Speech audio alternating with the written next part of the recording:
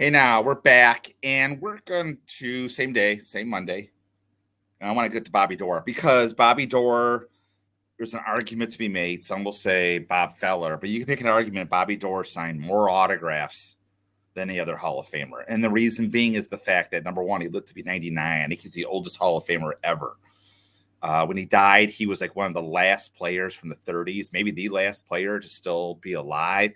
And he was arguably the greatest TTM signer ever. Like you sent an autograph to Bobby Doerr or to the Hall of Fame, as long as he was healthy, which was up to like the last year or two of his life, you were getting an autograph back.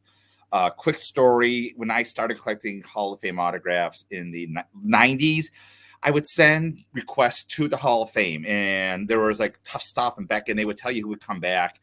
And one of the players that would come back is Bobby Doerr. So I sent a letter to the Hall of Fame just requesting an autograph, and I got back a yellow postcard with Bobby Doerr's autograph.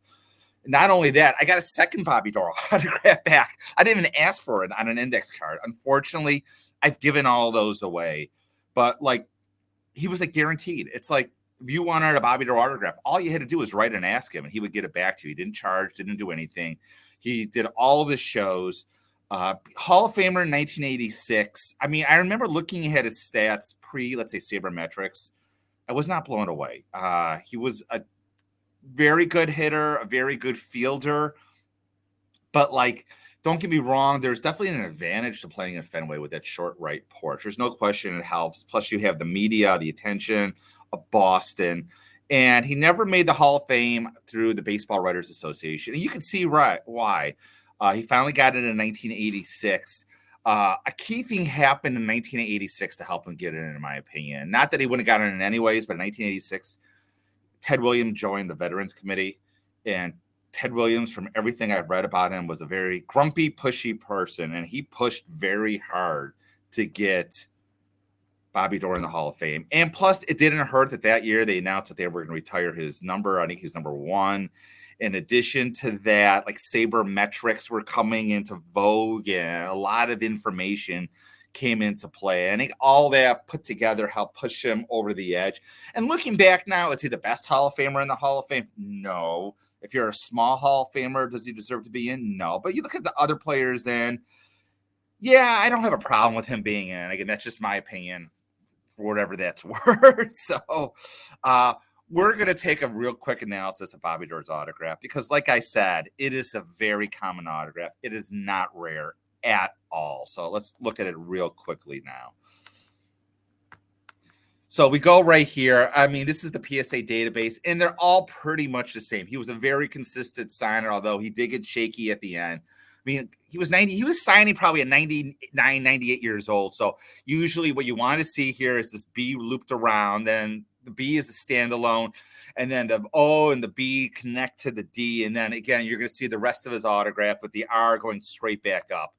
I mean, let's take a look here. Okay, this is obviously a much older autograph of his, but even then, you can see the B is a standalone. It flows in. The only real difference here, besides the fact this is vintage, is the B and the D don't flow into each other. But again, the R still goes straight up.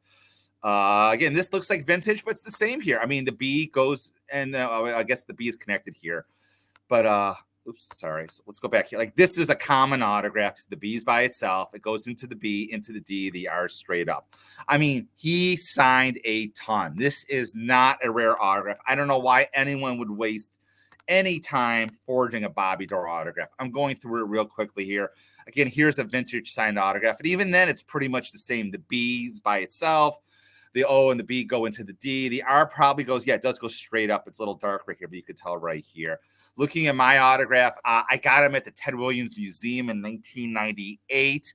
I got him with Stan Musial, who's down here. And again, I've talked about this before. I didn't have much money, so I got a lot of autographs of Hall of Famers on One Baseball. I mean, looking back, it is what it is. But again, the B's by itself, the B flows into the D and the R straight up. You can see here, there's Phil Rizzuto up here.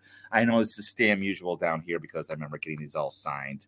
So, I mean, we're not spending much time on Bobby Doerr because there isn't really much to say on Bobby Doerr. I mean, if you don't have him and you collect Hall of Famers, there's no reason why you don't have him. I think he's like probably $5-10.